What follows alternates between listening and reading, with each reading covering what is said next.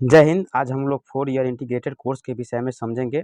बहुत सारी जानकारी यहाँ से मिलेगा, कितना कट ऑफ जाएगा, कब एडमिशन होगा, टोटल फीस कितनी है, सब कुछ के विषय में समझेंगे। मतलब कॉलेज कितने हैं, गवर्नमेंट प्राइवेट कॉलेज क्या है नहीं, ये सारी चीज़ों के विषय में समझेंगे और अंत तक वीडियो में बने रहें, ठीक है ना। और जो भी डाउट होगा आपको क्लियर हो जाएगा। यदि फिर भी कोई डाउट बच जाता है तो आप हमें नंबर पर व्हाट्सएप के माध्यम से पूछ सकते हैं कि हाँ, ये चीज़ क्या है, नहीं है, ठीक है ना? तो सारी चीज़ों की जानकारी आपको इस वीडियो को देखने के बाद मिल जाएगी, ठीक है ना?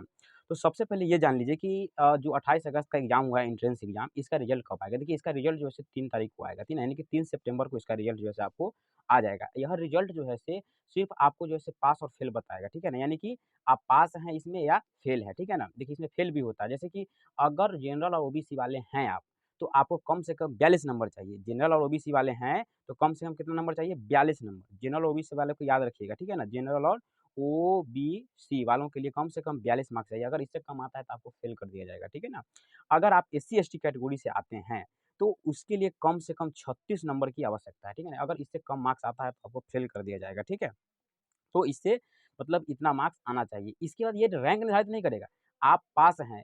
अब इसके बाद जैसे रिज़ल्ट आएगा तो उसके 4-5 दिन के बाद जो है से आपका रजिस्ट्रेशन के लिए डेट आता है, तो उसी समय आपको रैंक बताया जाएगा कि आपका रैंक कितनी है या रैंक कितना है, ठीक है ना? वो आपको बताया जाएगा, ठीक है ना? कब कब बताया जाएगा? जब आपका रजिस्ट्रेशन होगा तब, ठीक है ना? तो रजिस्ट्रेशन के लिए मैं आपको मतलब एक वीडियो मैं बना दूँगा, ठीक है ना? कि रजिस्ट्रेशन कैसे करना है, क्या नहीं करना है, कौन-सा डॉक्यूमेंट्स लेकर के वहाँ जाना है, इन सारी चीज़ों के विषय में बता दूँगा एक और दूसरा वीडियो में, ठीक है? तो इस आज का जो वीडियो में हम लोग समझेंगे क्या प्रोसेस है इसका, ठीक है ना? तो सबसे पहले ये जान लीजिए जो 28 अगस्त का एग्ज़ाम हुआ है, ठीक है ना? उसका रिज़ल्ट तो 3 तारीख को आ जाएगा, मैंने इतना चीज़ बता दिया, ठीक है? जब आप इसमें पास हो जाएँगे तो क्या होगा कि 3-4 दिन के बाद जो है से या 5 दिन के बाद जो है से आपका जो है से जनरली रजिस्ट्रेशन का डेट आ जाता है। उसमें जो है से आपको उसमें जो है से आपको रैंक बता दिया जाएगा, तो उसके आधार पर आप भर लीजिएगा। तो इसके लिए क्या होगा, जो आप एंट्रेंस एग्ज़ाम दिए हैं एलएनएमयू के माध्यम से, तो वहीं पर ही आपका कै काउंसलिंग होगा। यानी कि आपको दरभंगा में इसका काउंसलिंग होगा, ठीक है ना? इसके बाद जैसे ही दरभंगा में काउंसलिंग होगा, तो आपका एडमिशन हो जाएगा। तो एडमिशन जो है से बिहार यूनिवर्सिटी में होता है, ठीक है ना? और जिसके अंतर्गत 4 कॉलेज आते हैं,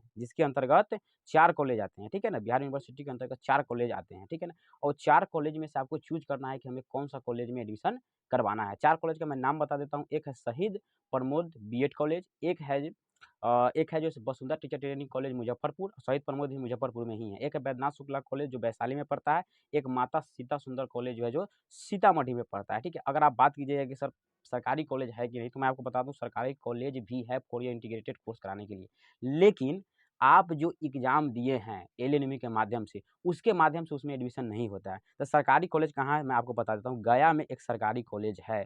4 ईयर इंटीग्रेटेड कोर्स कराने के लिए गया में एक सरकारी कॉलेज है, जो सेंट्रल यूनिवर्सिटी के अंतर्गत आती है। यानी कि उसका प्रोसेस सेंट्रल यूनिवर्सिटी के द्वारा होता है। अगर आप लोग कहिएगा तो मैं उसके विषय में भी एक वीडियो बना दूँगा। लेकिन आज हम लोग सिर्फ़ समझेंगे जो बिहार यूनिवर्सिटी के अंतर्गत जो 4 कॉलेजेस आते हैं, इसका क्या प्रोसेस है उसके विषय में हम लोग समझेंगे, ठीक है ना? तो गया वाले आप समझ गए होंगे कि ये मतलब गवर्नमेंट कॉलेज है, इसके लिए एक अलग प्रोसेस होता है। आप जो एग्ज़ाम दिए हैं, इस माध्यम से इसमें एडमिशन नहीं होगा आपका, ठीक है? तो चलते हैं हम लोग सबसे पहला क्वेश्चन यहाँ पे लिखे हैं कि कितना मार्क्स आने पर आप पास माने जाएँगे? तो हमने आपको बता दिया कि जनरल ओबीसी वाले के लिए 42, ठीक है ना? एससी और एसटी वाले के लिए कितना चाहिए? 36 नंबर चाहिए, ठीक है? अब हम लोग चलते हैं इस तरफ कट ऑफ। इस बार कितना कट ऑफ रहेगा? देखिए, इसमें कट ऑफ कोई निर्धारित नहीं होता है, ठीक है ना? इसमें कट ऑफ कोई निर्धारित नहीं होता है। आपको जितना मार्क्स आ जाए, आपको जितना मार्क्स आ जाए उतना ही अच्छा है। यानी कि जितना अधिक मार्क्स रहेगा उतना ही रैंक आपका अच्छा आएगा। यदि ये रैंक अच्छा आएगा तो आपको जो है से ऑनर्स पेपर लेने में बहुत ही आसानी होगी, कॉलेज चूज़ करने में आसानी होगी कि हमारे लिए कौन-सा कॉलेज बेस्ट है, कौन-सा कॉलेज नज़दीक है, तो ये चूज़ करने में आपको अच्छा होगा। देखिए, इसमें बहुत सारे बच्चे एग्ज़ाम देते हैं बट एडमिशन नहीं कराते हैं क्योंकि थोड़ा-सा फ़ी स्ट्रक्चर इसका जो मतलब ज़्यादा ही है, ठीक है ना?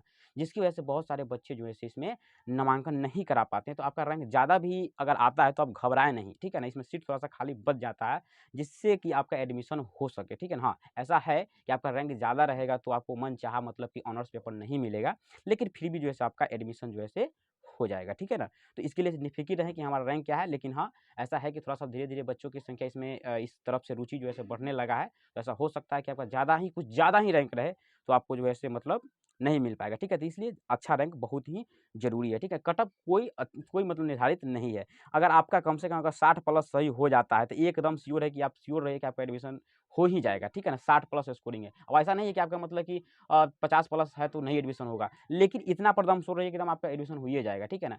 अब 50 प्लस है तब भी एडमिशन हो जाएगा क्योंकि सीट खाली बच जाता है। अगर 42 प्लस है जनरल और ओबीसी वाले के लिए तो ओबीसी में भी आपको मैं बता दूँ कि एडमिशन हो जाएगा क्योंकि आप पास रहिएगा, ठीक है ना, सीट खाली बच जाता है। ठीक है, अब आगे चलते हैं हम लोग, ठीक है ना।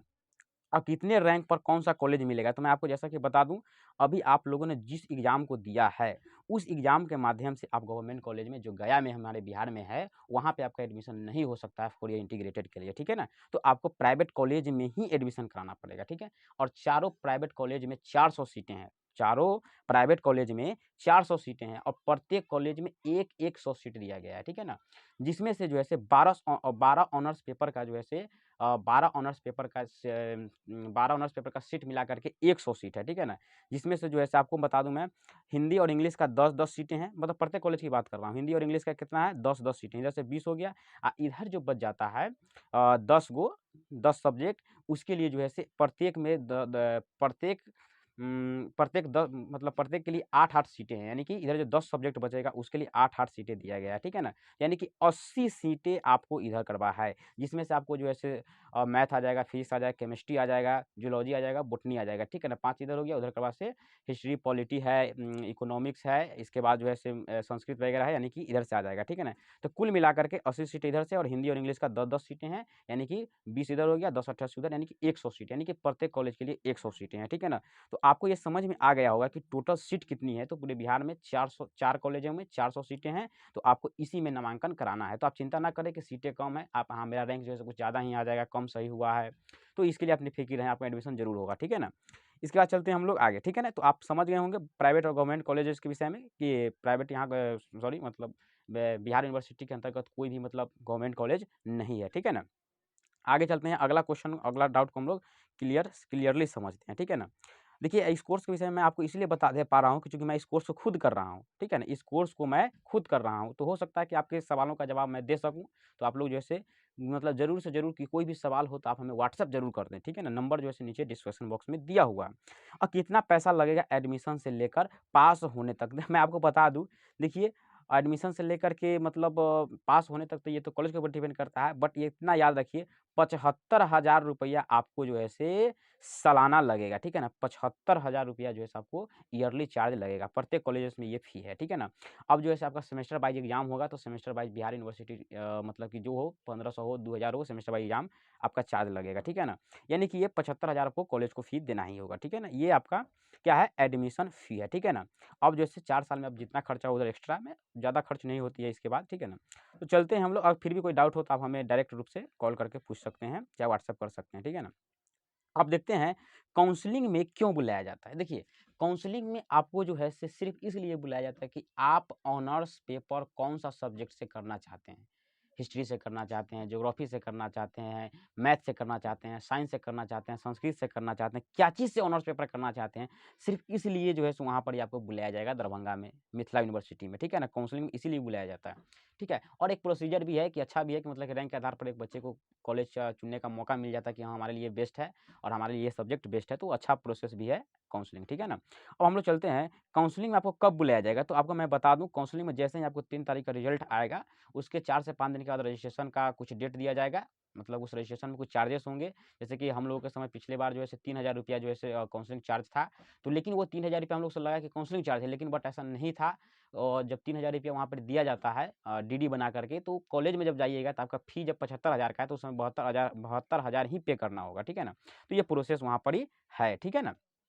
इसके बाद है काउंसलिंग में बुलाने के मतलब बता दिए हैं, और डॉक्यूमेंट्स के विषय में है डॉक्यूमेंट्स, ठीक है ना? ये डॉक्यूमेंट्स का विषय में आपको हम बता दूँ, तो डॉक्यूमेंट्स के विषय में जब रजिस्ट्रेशन आप जब कीजिएगा, ठीक है ना?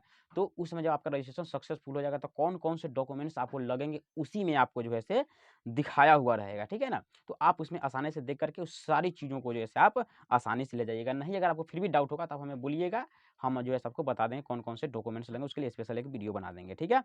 अब देखिए एडमिशन प्रोसेस क्या है, तो एडमिशन प्रोसेस तो हमको बता दिए हैं कि जो है एलएनएम के माध्यम से इसका एग्जाम कंडक्ट होता है इसमें एडमिशन के लिए, और इसके बाद जैसे ही वहाँ पर नामांकन आपका वहाँ वहाँ से प्रोसेस कंप्लीट हो जाएगा तो आपको जो है बिहार यूनिवर्सिटी को हैंडओवर कर दिया जाएगा और 4 वर्ष जो अध्ययन का काम करेंगे वही बिहार यूनिवर्सिटी के अंतर्गत करेंगे। सारा एग्जाम से लेकर के रिजल्ट वगैरह सारे के सारे उसी के अंतर्गत करेंगे। लेकिन 4 कॉलेज बिहार यूनिवर्सिटी के अंतर्गत 4 कॉलेजेस आते हैं जो मैंने आपको पहले ही बता दिया, ठीक है। 4 ईयर बीएड क्यों ज़रूरी है, सब्जेक्ट में कितना सीट है, तो सब्जेक्ट में कितना सीट है मैं आपको बता दिया हूँ। हिंदी इंग्लिश में 10-10 सीटें हैं और बाकी में सब में जो है मतलब 8-8 सीटें हैं, चाहे वो फिजिक्स हो गया, केमिस्ट्री हो गया, मैथ हो गया, जूलॉजी हो गया, बॉटनी हो गया, ये हिस्ट्री पॉलिटी हो गया, इकोनॉमिक्स हो गया और इसके बाद जो संस्कृत हो गया। इन सारी चीज़ों में 8-8 सीटें जो मैं पहले ही ऊपर ही बता दिया। देखिए 4 ईयर बीएड क्यों जरूरी, देखिए आपको पता होना चाहिए न्यू एजुकेशन पॉलिसी जो आया है उसके अंतर्गत 4 वर्षीय बीएड कोर्स बहुत ही जरूरी है। और 2030 के बाद मैं आपको बता दूं, 2030 के बाद जितने भी 2 वर्षीय बीएड कोर्स, डीएलएड वगैरह जो भी होता है उसको सारे के सारे कोर्सेज को बंद करके ओनली 4 ईयर बीएड कोर्स कराया जाएगा। इस बात को आप ज़हन में रख लें। इस पर जो है न्यू एजुकेशन पॉलिसी के अंतर्गत विशेष रूप से इस कोर्स पर ध्यान दिया गया है। इसका कोर्स का मतलब कि जो कोर्स का जो डिज़ाइन है इसी ढंग से किया गया है कि बच्चे को मतलब कि एक न्यू एजुकेशन पॉलिसी के अंतर्गत जो है पढ़ाया जा सके। तो ये डाउट आपको क्लियर हो गया होगा कि 4 ईयर हमारे लिए क्यों ज़रूरी है, आने वाले भविष्य के लिए बहुत ही ज़रूरी है। और ऐसे भी देखिए टीचर को अगर बनना है तो इंटरमीडिएट के बाद ही क्यों ना इस दिशा का चयन किया जाए। इसीलिए गवर्नमेंट सोचे कि बस इंटरमीडिएट के बाद ही बच्चे को मोड़ दिया जाए जिससे कि वो एक बेहतर शिक्षक बन सके एज अ टीचर के रूप में। ठीक है, अब आगे अगला सवाल हम लोग देखते हैं, ठीक है ना। अगला सवाल अब कुछ नहीं है, फिर भी जो है हमको जहाँ तक हो सका, जहाँ तक हमें लगा कि हाँ ये डाउट होगा आपको, तो मैंने आपको ये डाउट बताया। अगर फिर भी इसमें किसी भी प्रकार का कोई डाउट है तो आप हमसे पूछ सकते हैं, ठीक है ना। तो अब हो सकता है कि डाउट आपको बच भी जाए, ऐसा नहीं है कि मतलब कि ऐसा नहीं है कि आपका सारा डाउट क्लियर हो ही गया होगा। तो आप लोग देख लीजिएगा कि हाँ आपको कौन सा डाउट बचा हुआ है, तो मैं आपको सारे डाउट को जो है क्लियर कर दूंगा, ठीक है ना। एडमिशन प्रोसेस से लेकर हर चीज़ों के विषय में हमने बताया है, ठीक है। तो आपका जो है एकदम सितंबर के अंतिम तक आपका एडमिशन का एकदम पूरा काम हो चुका होगा, कॉलेज वगैरह पता हो चुका होगा कि हमारा कहाँ एडमिशन हुआ, कहाँ एडमिशन नहीं हुआ, सारी चीज़ों के विषय आपको पता हो चुका होगा। तो आप जो है जब एलएनयू में जाइएगा तो अपना सब्जेक्ट का ध्यान रखिए कि हमको सब्जेक्ट कौन सा लेना है, ठीक है ना। क्योंकि वहाँ पर फिर सोचने का मौका आपको नहीं मिलेगा। तो वहाँ पर ये बात का ध्यान देना है आपको कि हमें कौन सा सब्जेक्ट लेना है, यहीं पर से सोच लीजिए। ऑनर्स कौन सा सब्जेक्ट से करना है, जैसे ग्रेजुएशन होता है ना, तो ग्रेजुएशन कौन सा सब्जेक्ट से करना है वो आपको वहाँ पर निर्धारित करना है। इतिहास से करना चाहते हैं या मैथ से करना चाहते हैं, क्या चीज़ से करना चाहते हैं, तो ये चीज़ है, ठीक है ना। इसमें आपको बता दूँ मैं बीकॉम नहीं होता है इसमें, ठीक है ना, यानी कि बीए बीएड होता है। क्या होता है? बीए बीएड होता है, ठीक है ना, बीए बीएड होता है, यानी कि 8 से जैसे कि हम लोग करते हैं ना ग्रेजुएशन, उसी प्रकार से इसमें जो है बीए बीएड के अंतर्गत आ जाएगा, ठीक है ना, जो आर्ट्स का सब्जेक्ट होगा वो। और साइंस का जो सब्जेक्ट होगा वह बीएससी बीएड के अंतर्गत आ जाएगा, ठीक है ना। बीकॉम बीएड यहाँ पर अभी नहीं है, इसका किसी भी प्रकार का कोई भी सब्जेक्ट अवेलेबल नहीं है, बस यही बीए बीएड कर सकते हैं, नहीं तो बीएससी बीएड आप कर सकते हैं, ठीक है। तो इन सारे सब्जेक्टों के विषय में आप लोग अपना डिसाइड कर लीजिएगा कि हमें कौन सा सब्जेक्ट लेना है, सिर्फ ऑनर्स पेपर आपका चयन होगा। तो सोच समझ कर आप जो है ऑनर्स पेपर लें कि हमें कौन सा पेपर समझ में आएगा, कौन सा पेपर पर हमें पकड़ है। इन सारी चीज़ों के विषय में थोड़ा-सा अच्छे ढंग से अध्ययन कर लीजिएगा, ठीक है। तो हमने आपको जो है सारी चीज़ों के विषय में बताया। अब देखिए अगर आपको मतलब कि फिर भी कोई डाउट है तो हमें कमेंट करें या व्हाट्सएप नंबर दिया हुआ है, तो आप वहाँ से पूछ सकते हैं। मैं आपको बता दूँ फिर से एक बार कि मैं इस कोर्स को खुद कर रहा हूँ, तो मुझे थोड़ा-सा आइडिया है कि क्या है इसका प्रोसेस, क्या प्रोसेस नहीं है, ठीक है। तो अब आप जो है हमारे चैनल से अगर आपको वीडियो अच्छी लगी हो तो हमारे चैनल से जुड़ सकते हैं। महत्वपूर्ण सूचना सारी चीज़ों के विषय में आपको जो है बताया जाएगा। जो भी जानकारी आपको नहीं होगी वो जानकारी आपको दिया जाएगा, ठीक है। तो इस हमारे चैनल से आप जुड़ जाएँ। मतलब जुड़ अगर मान लें कि आपको इच्छा होगी कि नहीं हमारे लिए सर बहुत अच्छा बातें बताएँगे तो आप जुड़ सकते हैं, नहीं तो कोई दिक्कत नहीं है, ठीक है। मिलेंगे नेक्स्ट वीडियो में, तब तक के लिए जय हिंद, जय भारत।